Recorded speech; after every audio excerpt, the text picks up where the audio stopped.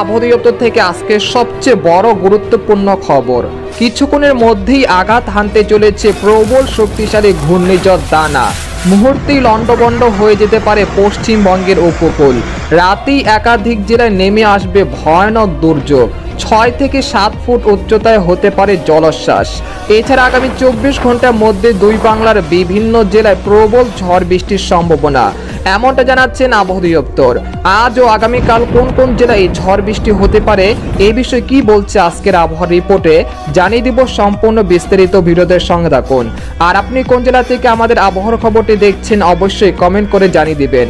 আর সবার আগে সবার প্রথম সঠিক আবহাওয়ার খবর জানতে আমাদের চ্যানেলটিকে সাবস্ক্রাইব করে রাখুন। এবার জেনে নিন এক নজরে। ঘূর্ণিঝড়ের মেঘে ঢেকে ফেলেছে নীল আকাশ। উপকূল জুড়ে দেখা মিলছে বৃষ্টিপাত, কখনো হালকা আবার কখনো ভারী। সেই সাথে বঙ্গোপসাগরে আছড়ে পড়ছে বড় বড় ঢেউ।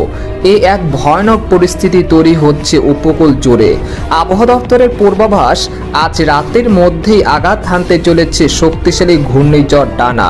এর প্রভাবে দেশের উপকূল সহ পশ্চিমবঙ্গের একাধিক জেলায় অতি ভারী বৃষ্টিপাতের লাল সতর্কতা রয়েছে।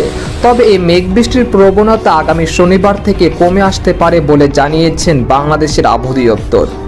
এদিকে আবহাওয়ার আরেক সতর্কবার্তায় বলা হয়েছে, এখন থেকে শুক্রবার রাতের মধ্যে প্রবল শক্তিশালী ঘূর্ণিঝড়ের প্রভাবে খুলনা, যশোর, সাতক্ষীরা, শ্যামনগর, মাঠবাড়িয়া, পিরোজপুর, বরিশাল, খেপুপাড়া, পটুয়াখালী, বরগুনা, ঝালকাঠি, মতিরহাট, ফরিদগঞ্জ, মাদারীপুর, ঢাকা, নারায়ণগঞ্জ, চাঁদপুর, কুমিল্লা, ব্রাহ্মণবাড়িয়া, কাপাসিয়া, ময়মনসিংহ, জামালপুর, শেরপুর, নেত্রকোনা, রাজশাহী, মহাদেবপুর, আক্কেলপুর, চাঁপাইনবাবগঞ্জ, সিংড়া, বগুড়া, রংপুর, কুড়িগ্রাম, ঠাকুরগাঁও, পঞ্চগড়, দিনাজপুর, পীরগঞ্জ, চিলমারী, লালমনিরহাট, সৈয়দপুর, গাইবান্ধা ও এর পার্শ্ববর্তী অঞ্চল সহ পশ্চিমবঙ্গের একাধিক জেলা